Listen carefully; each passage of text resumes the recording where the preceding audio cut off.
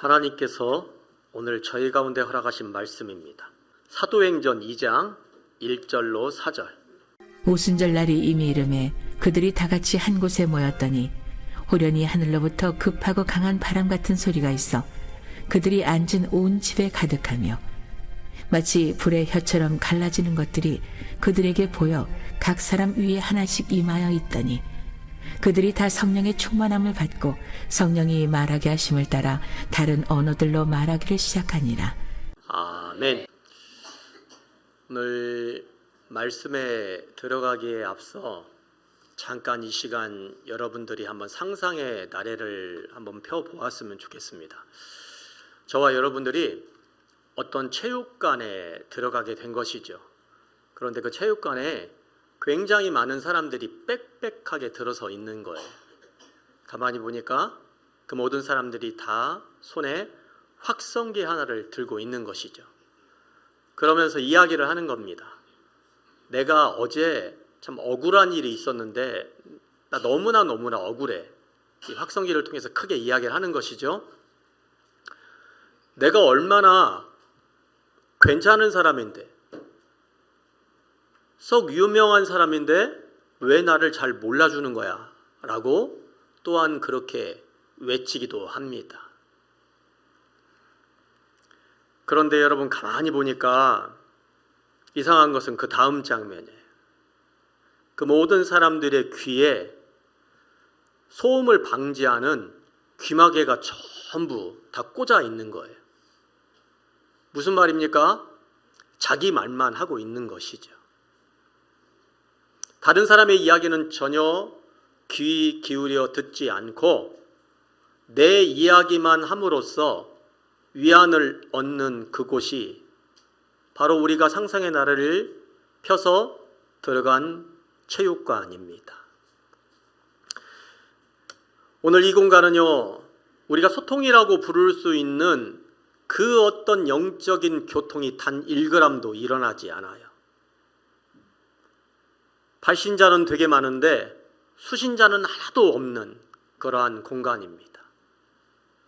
그렇다면 이러한 일들이 여러분, 우리가 살고 있는, 현재를 살고 있는 이 시대 속에 일어나고 있지는 않은지 일어나고 있어요. 지금 우리는 여러분 어떤 시대를 살고 있습니까? 손가락 하나만 클릭하면 지구 반대편에 있는 사람과 밤낮으로 서로 소통할 수 있어요. 인터넷 피드라고 하죠. 한 페이지. 거기에 단 1초 만에 수만 단어들이 생산되어지고 있어요. 저와 여러분은 참으로 대단한 시대 속에 살고 있습니다. 그런데 문제는 이렇게 언어가 풍부한 시대 속에 살고 있는 저와 여러분이 전 세대를 통틀어서, 전 역사를 통틀어서 지금 가장 외롭고 고립되고 단절된 시대를 살고 있다는 이야기예요. 부부 사이의 식탁에서든지 부모 자식 간의 대화에서든지 심지어 여러분 우리들이 지금 다니고 있는 이 교회에서조차도 서로를 향한 단절의 벽들이 쌓아 올려져서 가장 추운 겨울을 경험하고 있는 현실이 저와 여러분의 현실입니다. 여기서 우리는 이런 질문 하나 던져낼 수 있어요. 말이 이렇게도 넘쳐나는데 왜 우리는 점점 이렇게 고독하고 외로워지는 것일까? 그것은 저와 여러분이 겉보기에는요, 초고속화된 그런 인터넷이나 여러 가지 문명적 이기들을 통하여 굉장히 가깝게 단단하게 연결되어 있는 것 같지만 실상은 모두가 자신만의 확성기를 들고 독백의 과인 시대를 살고 있기 때문에 그러합니다. 오늘 우리는요, 이 지독한 언어의 오염 속에 살고 있는 저와 여러분이 오늘 선포되는 이 귀한 말씀을 통하여서 우리 스스로를 가두어 버린 그러한 상태 가운데 있는 저희들의 삶에 성령의 불이 어떻게 임하여지고 우리의 삶의 모든 단절을 어떻게 부셔내어지고 해체하고 있는지를 오늘 이 말씀을 통하여 한번 접근해 보고자 합니다. 첫째로 같이 한번 해보겠습니다. 변호사 해고하기. 뭘 해고해야 된다고요? 변호사를 해고해야 돼요. 자기 방어의 감옥을 깨트려야 된다는 이야기입니다. 우리는 대화라고 하는 이 입술을 핑계로 끊임없이 말을 해대고 있지만, 그러나 사실 그 혀의 뿌리에는 아주 폭력적이고 원초적인 욕망 하나가 도사리고 있어요. 무엇입니까? 끊임없이 자기 자신을 방어하고자 하는 욕망입니다. 상대를 향해서 대화를 한다고 하지만 그 대화의 이면에는, 내 혀의 이면에는 나만을 방어하고 싶은 논리가 항상 숨어 있어요. 그렇다면 이 질긴 이 언어의 감옥을 우리가 어떻게 끊어낼 수가 있습니까? 말씀은 이렇게 증언합니다. 있습니다. 그들이 다 성령의 충만함을 받고 성령이 말하게 하심을 따라 다른 언어들로 말하기를 시작하니라. 아멘. 오늘 여기서 누가가 선택한 단어가 있어요. 바로 뭡니까? 말하기를 시작하니라. 여기서 시작하다라고 하는 이 단어 원어는요, 아르코마이라고 하는 단어입니다. 그리고 말하다라고 하는 단어는요, 알레오라고 하는 원어예요. 아르코마이와 알레오가 서로 합쳐져서 말하기 시작하다라고 하는 뜻을 이루는 겁니다. 그런데 여기서 말하는 이 알레오라고 하는 이 단어는 우리가 일반적으로 알고 있는 이 언어가 아니라는 겁니다. 내면의 불안과 그 어둠을 잠재우기 위하여 배설물처럼 쏟아내는 언어는 더더욱 아니라는 이야기입니다. 내가 주도권을 쥐고 내 이익만을 계산해서 말하는 언어도 더더욱 아니라는 이야기입니다. 이 언어는 어떤 언어입니까? 내 입술의 언어의 통제권을 완전히 주님께 내어드리는 거예요. 비록 내가 말하지만 내 입술을 통하여 하나님께서 말하게 하심같이 하는 그러한 거룩한 상태로 내가 이야기하는 것을 의미한다라는 겁니다. 우리가 여러분 직장에서 혹은 부부싸움을 할 때 남의 이야기를 가만히 들어주는 것 같으면서, 그리고 경청하는 것 같으면서 고개를 끄덕끄덕 하지만은 실제로는 우리는 그 상대방의 이야기를 잘 듣지 않아요. 그가 이야기를 할 때 그 사람의 이야기가 끝나기도 전에 내 머릿속은 이런 생각을 하고 있는 거예요. 저 사람의 이야기가 끝나면 나는 이렇게 이야기를 해야지. 그리고 저 사람이 하는 이야기에 약점을 잡아내서 내가 이렇게 공격을 해야 되지라고 하는 생각을 누구나 다 하고 있다라는 거예요. 여러분, 이것은 대화가 아닙니다. 사실은 공격하기 위하여 내 총집에 하나를 장전하고 있는 시간에 불과하다라는 거예요. 우리가 경청이라고 말하지만 사실은 부끄러운 행위의 실체의 모습이 바로 이러한 모습입니다. 그러나 여러분, 이렇게 지독하게 내 자신을 변호하고 싶은 것, 그것이 쉽게 멈춰지던가요? 그렇지 않잖아요.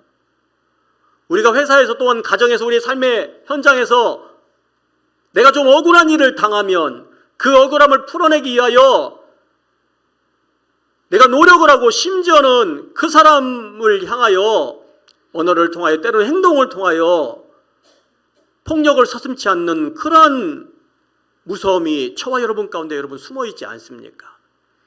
바로 이 지점에서 성경은 우리에게 기가 막힌 지평 하나를 열어주고 있어요. 가야바의 뜰구와 빌라도의 법정에 서셨던 바로 예수님의 모습입니다. 온갖 조롱과 멸시를 당하시면서도 성경에서 이야기하시는 그 예수님의 모습은 단 한마디의 말도 변명도 하지 않으셨어요. 그냥 도살장에 끌려가는 어린 양처럼 아무런 말 없이 가시고 계셨다는 이야기입니다. 말씀 볼까요? 예수께서 다시 아무 말씀으로도 대답하지 아니하시니 빌라도가 놀랍게 여기더라. 아멘. 여러분, 왜 빌라도가 이렇게 놀랍게 여겼을까요? 이쯤 되면 무엇인가 변명을 해야 되는데 이쯤 되면 무엇인가 말을 해야 되는데 예수님은 말씀이 없으신 거예요. 그냥 묵묵히 가시는 거예요. 아니, 하고 싶은 말이 너무나 많은데 꿍하고 입술을 잡아문 그러한 모습이 아니라 그냥 침묵으로 그냥 가시는 거예요.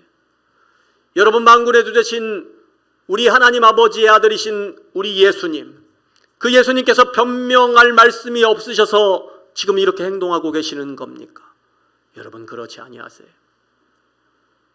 주님께서 변명하지 않으심으로, 다시 말해서 그 십자가를 묵묵히 지심으로 저와 여러분의 죄값을 대신 지시기 위함이라는 거예요.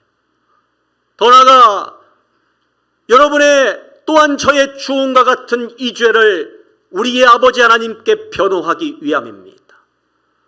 우리 주님께서 죽으심으로 말미암아 그래서 저와 여러분은 하나님 아버지 앞에 변호된 인생이 되었던 거예요. 그러므로 사랑하는 성도 여러분, 우리의 인생 속에 억울한 일이 설령 발생한다 손치더라도 그 억울한 일을 내 스스로 변호하기 위하여 노력해내거나 마음을 초려내지 않는 분들이 되시길 예수님의 이름으로 축원합니다. 왜? 이미 우리 주님께서 십자가에서 그 모든 것들을 변호하셨기 때문에 그러합니다.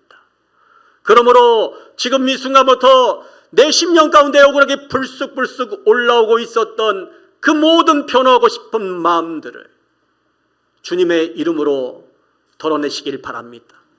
내 안에 존재하고 있는 그 변호사를 주님의 이름으로 오늘 이 시간부터 해고하시는 분들이 되시길 예수님의 이름으로 축원합니다.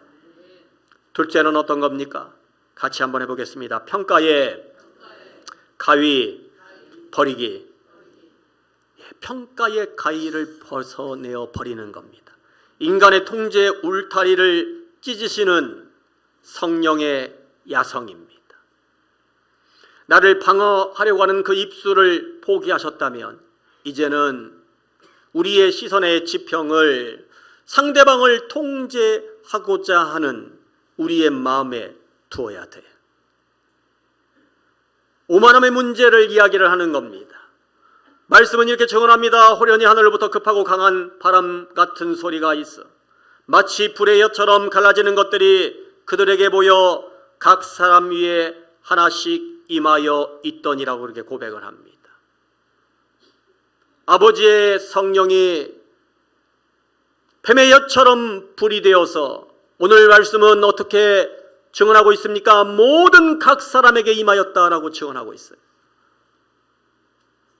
오늘 성령이 유대의 어떤 놀라운 지배계급 아니면 그 화려한 성전의 한 중심무감대에 임하진 것이 결코 아니라는 이야기입니다. 저기 갈릴리 촌구석에서 온 그러한 사람들이 모여서 이름도 없는 어느 다락방, 성경은 마가다락방이라고 이야기하지만 그 다락방 한켠에 서 있는 그 촌부들의 머리 위에 심령에 임했다라고 하는 이야기입니다. 여러분, 이것은 이해가 될 수 없는 일이에요. 그 당시 유대인들에게 있어서 이것은 이해가 될 수 없는 일입니다. 왜? 하나님의 영은 성전에만 임하여야만 되기 때문에 그러는 거예요.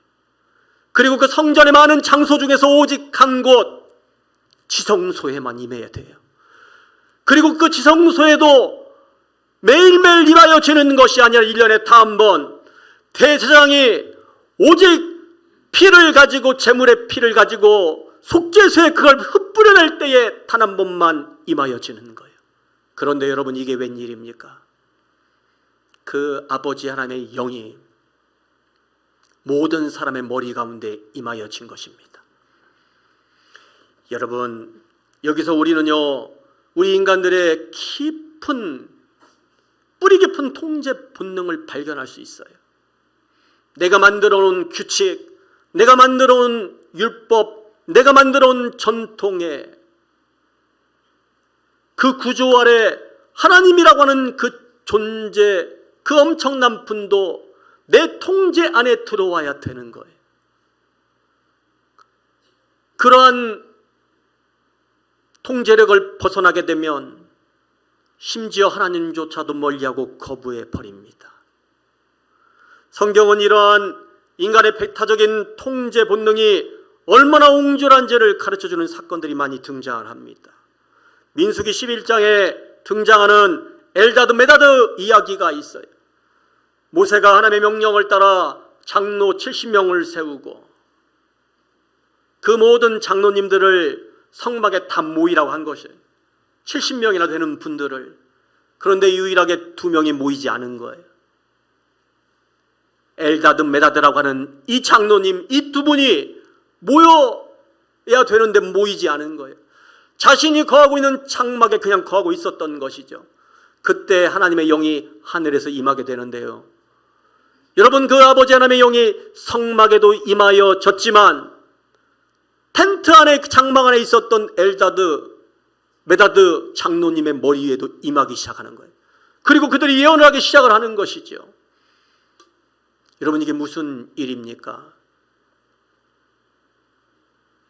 현대적인 사건으로 한번 이 이야기를 한번 이야기해보자면, 어떤 회사의 임원진들이 그 회사의 앞날을 결정하는 기술을 개발하기 위해서 유명한 석박사들을 많이 모아서 어떤 연구소에서 연구를 하는 거예요.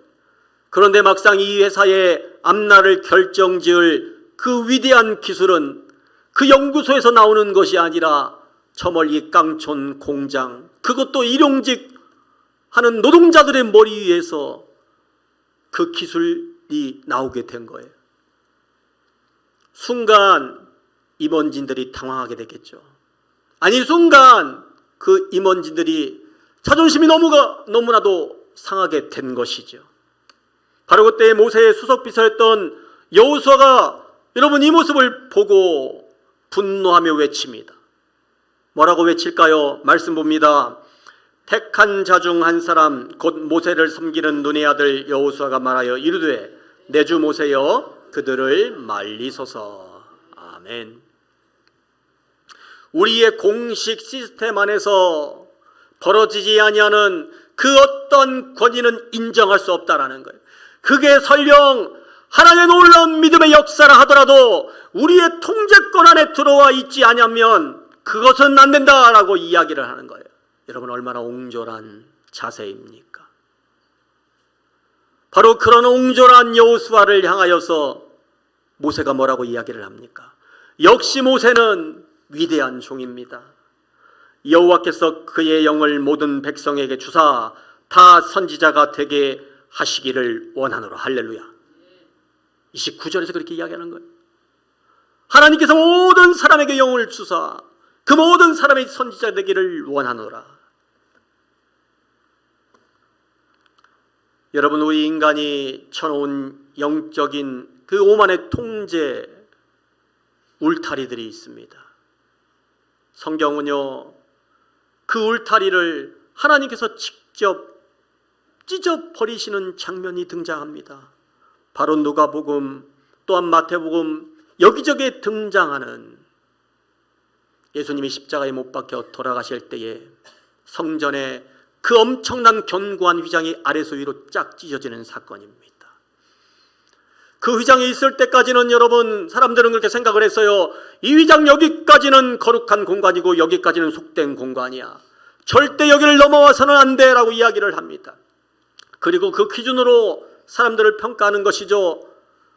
바로 사람들이 세우는 그 통제의 기준을 주님께서 갈기갈기 찢어 밝히시는 거예요. 성령의 은혜는 그런 것이 아니야. 오늘 너희 안에 누군가의 출신을 따지며 또한 경험을 따지며 그 사람의 위치를 따지며 그 사람을 무시했던 그러한 삶의 경험들이 있어, 과정들이 있어. 그건 주님께서 원하시는 모습이 아니야. 주님 지금 말씀하시고 계시는 거예요. 내 마음에 들지 않는 지체들을 향하여 끊임없이 나도 모르는 그 통제의 또한 정죄의 가이질을 내가 해대고 있지는 않은지 이 시간 살펴보는 시간이 되시길 예수님의 이름으로 축원합니다. 만약 단 한 터럭이라도 내 삶에 그러한 모습이 있다면 오늘의 이 설교를 들으시면서 여러분 그 오만한 가위를 당장 쓰레기통에 던져버리시는 그러한 분들이 되시길 주님의 이름으로 축원합니다. 내가 누군가를 내 입맛대로 불리하고 통제할 수 있다라고 하는 그 영적인 오만함이 우리의 공동체를 망치고 병들게 합니다.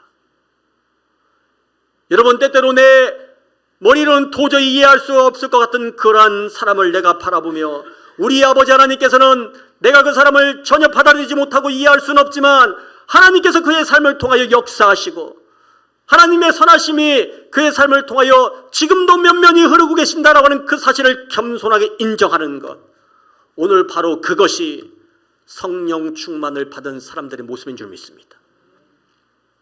셋째는 어떤 겁니까? 같이 한번 해보겠습니다. 하나님의 큰일 번역하기. 내 욕망의 언어를 넘어 일상의 사명자로 서는 것입니다. 이제 마지막 퍼즐 하나 남았어요. 내 입술을 방어하려고 하는 그 변호권도 내려놓았습니다. 남을 통제하고자 하는 그 통제권도, 그 가위도 내팽개쳤어요. 그렇다면 여러분, 우리의 입술을 무엇으로 채워야 합니까? 우리는 항상 성령 충만을 받았다고 하면 무엇인가 방언을 하며 하늘의 신비한 언어를 이야기하는 그 신앙의 겉모습만을 이야기할 때가 있어요. 그러나 여러분, 성령 충만은 물론 그러한 모습도 있지만 오늘 우리의 언어가 과연 무엇을 이야기하고 있는지, 우리의 언어를 하나님께서 어떻게 끌고 가시는지 그 내용에 있다라고 하는 사실을 절대 잊지 마시길 바랍니다. 사도행전 2장 11절의 말씀입니다. 그라데 인과 아라비아인들이라 우리가 다 우리의 각 언어로 하나님의 큰 일을 말함을 듣는도다 하고. 아멘. 여러분, 여기서 우리가 주목해야 될 단어는요, 하나님의 큰 일입니다. 모여서 성령 충만을 받아 방언을 이야기하는 그 제자들이 오늘 그 순간부터 하나님의 큰 일을 말하기 시작합니다. 여러분, 이들이 어떤 사람들이었습니까? 성령 충만을 받기 이전에는 자신들의 일을 이야기했던 사람들이었어요. 예수님이 이제 죽어 십자가에 못 박히시는데 자신이 하늘나라에 올라가면 어떤 자리에 앉을 것인지 싸우던 어리석은 제자들이었어요. 자신이 무엇을 얻을까 관심하는 그러한 욕심 많은 제자들이었습니다. 스승에게 위기가 닥치자 그 앞에 서서 나도 예수님을 따라갔던 사람입니다 라고 이야기하지 못하고 자신의 살 길을 찾아 생존의 언어만을 구가했던 그러한 비겁한 사람들이었어요. 자기 중심성의 감옥에 갇혀서 한 발짝도 나아가지 못하는 사람들이 바로 제자들이었다는 거예요. 그러나 이 제자들에게 성령님이 임하게 되니 자신의 중심성을 다 버리고 자신만을 생각하는 그런 모든 것들을 주님 앞에 철저하게 내려놓고 자신의 생각, 언어도 아버지 앞에 철저하게 양도하고 이제는 주님께 큰 일을 말하기 시작합니다. 예수 그리스도의 큰 일을 이야기하기 시작하고 세상을 향한 선교를 그들이 이야기하기 시작합니다. 내 밥그릇을 채우고자 하는 그 이기적인 단어들은 그들의 입술에서 사라지게 되었고요, 하나님의 위대하심을 선포하는 거룩한 단어들로 그들의 입술이 채워지기 시작합니다. 그것은 나는 철저히 작아지고 내 입술을 통하여 흘러나가는 예수 그리스도의 복음과 내 눈앞의 타인이 고귀해지는 것입니다. 내가 작아져야만 진짜 소통의 문이 열리고 내가 깨어져야만 내 입술을 통하여 더 큰 하나님의 세계가 내 삶을 통하여 번역되는 삶을 살아가기 때문에 우리 아버지 하나님께서 그리하신 거예요. 사랑하는 성도 여러분, 주께서 저와 여러분 가운데 성령을 주신 이유는 다른 것이 아닙니다. 우리의 삶이 힘들어서 이 삶에서 빠져나와 보다 행복하고 평안한 인생을 살기 위해서는 더더욱 아닙니다. 저와 여러분이 아버지 하나님의 큰 일을 말하게 하기 위하여 그리하셨다는 거예요. 세상의 이기적인 언어로 가득했던 나의 입술과 내 삶을 통하여서 아버지의 거룩한 사명을 감당하도록 하는 그 거룩한 사명자로 세워내기 위하여 주님께서 저와 여러분 가운데 성령을 허락하셨다는 거예요. 그러므로 사랑하는 성도 여러분, 매일 아침 내가 일어나면서 또한 그 하루를 살아가면서 오늘 내 입술을 통하여 생산해내고 있는 나의 언어는 무엇인지 이 시간 한번 돌아보시길 바랍니다. 불평과 원망을 쏟아내는 하나님 아버지가 없는 고아의 언어였습니까? 상대방의 약점만을 파고 들어가는 상처를 주는 비난과 혐오의 언어였습니까? 사랑하는 성도 여러분, 오늘 사도행전 2장은 우리가 발딛고 서 있는 그 땅끝이 어디냐고 묻습니다. 그것은 저 멀리 다른 나라가 아니라 지금 여러분들이 서 있는 일상의 자리입니다. 바로 그 일상에서 내가 아버지 앞에 사명자로 선다라고 하는 것은 거창한 종교 의식을 가지고 주님 앞에 서는 것이 절대로 아닙니다. 눈앞에 작은 그 손익의 일이 일비하여서 나를 변호하기 위하여 내가 노력하며 아버지 앞에 서는 그러한 모습을 내가 철저하게 내어 버리고 그냥 아무런 말 없이 주님 바라보며 나를 변호하지 않는 그러한 믿음의 단단함인 줄 믿습니다. 내가 좀 손해보는 한이 있더라도 주님의 가치, 예수님의 가치를 절대 포기하지 아니하는 그러한 정결성임을 고백합니다. 누가 나에게 비난의 언어를 던지다 하더라도 나는 똑같이 반응하지 않으며 오히려 그를 향하여 축복의 언어를 던지고 사랑의 언어를 던지는 그러한 거룩한 용기임을 고백합니다. 이러한 삶의 모든 태도야말로 말에 홍수가 넘쳐나는 이 세상 속에서 우리 아버지 하나님의 큰 일을 이루어낼 수 있는 성령의 사람의 모습임을 고백합니다.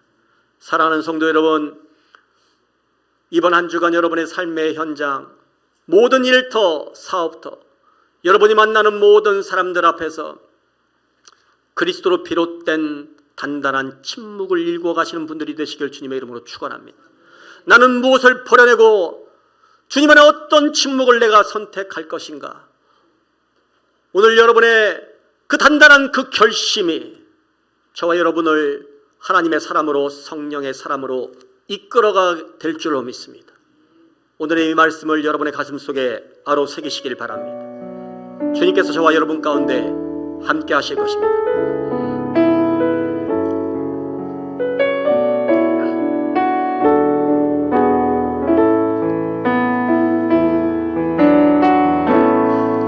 하늘의 문을 여소서,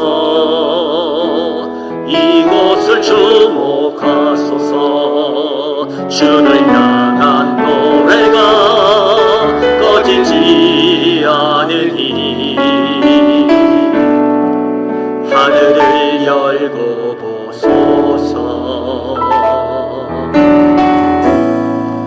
이곳에 임재하소서. 주님을 기다립니다. 기도의 향기가 하늘에 닿으니 주여 임재하여 주소서.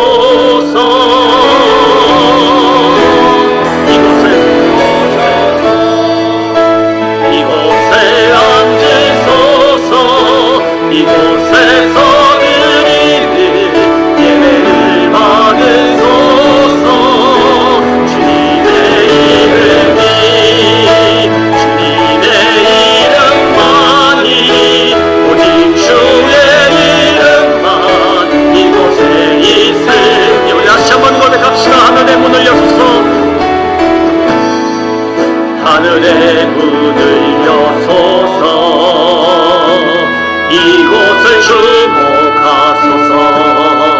주를 향한 노래가 꺼지지 않으니 하늘을 열고 보소서. 이곳에 임재하소서. 주님을 기다립니다.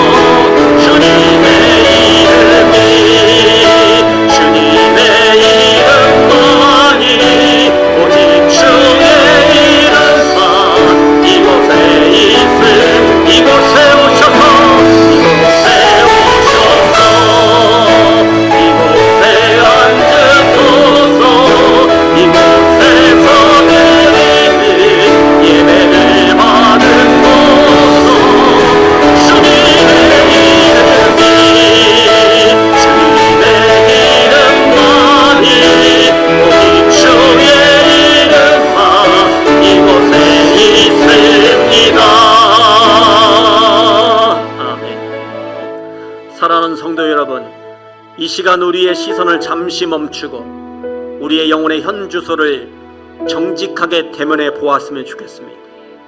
우리는 매일 억울함을 견디지 못하여 스스로의 결백을 입증하려고 밤낮으로 머릿속에서 수많은 나의 방어벽들을 쌓아 올렸음을 고백합니다. 상대방의 허물을 들추어내어 내 올바름을 증명하여 하였고, 내 상식에 맞지 않는 사람들을 향하여 뜨거운 또한 차가운 시선으로 선을 그어왔던 우리의 교만함을 주님 앞에 고스란히 내어보이기를 원합니다.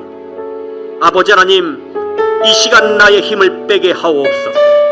아버지 하나님, 우리의 영원한 변호자 되시는 그 주님께 온전히 내 삶을 기대어 맡기기를 오주여 간절히 소원합니다. 내 안에 가혹한 비판의 소리를 예수의 이름으로 잠재우게 하옵소서. 우리 주님 한번 간절히 함께 기도합니다. 주여, 우리 아버지 하나님, 참으로 인생을 사랑하며 나를 향한 또한 영계를 향한 그 비판의 이름을 예수님의 이름으로 아버지 앞에 이렇게 하옵시며, 나를 끊임없이 평하고자 하는 그런 의성도 주님 앞에 내려놓게 하옵소서.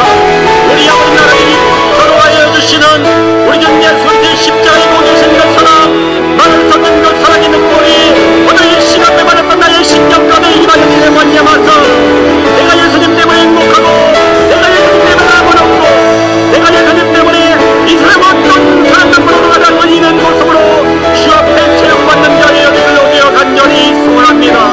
하나님 도와주시옵소서. 우리 아버지 하나님, 나의 가진 것으로 또한 나의 눈에 보이는 그 의로움으로 내 의를 주님 앞에 보이고자 했던 나의 지난해의 과거를 이 시간 회개하오니 용서하여 주시기를 원합니다. 그리스도 예수의 귀한 핏값으로 이미 남을 얻고 아버지 앞에 소중한 의인들로 주님 앞에 서며 우리 아버지 주님께서 우리 모두를 아버지 하나님의 귀한 자녀로 삼아주셨음을 주여 고백합니다. 이제 이 예배당 문을 나서는 저희의 심령 가운데 세상에 줄 수 없는 하늘의 평안이 흘러넘칠 수 있도록 역사하여 주시기를 원합니다. 내가 붙들려 했던 이 세상의 모든 헛된 것들을 예수님 앞에서 내려놓게 하옵시며, 주님께서 친히 둘러주시는 그의 은혜의 두루마기를 우리 모두가 있는 삶을 살아갈 수 있도록 역사하여 주시옵소서. 예수님의 이름으로 간절히 기도하옵나이다. 아멘.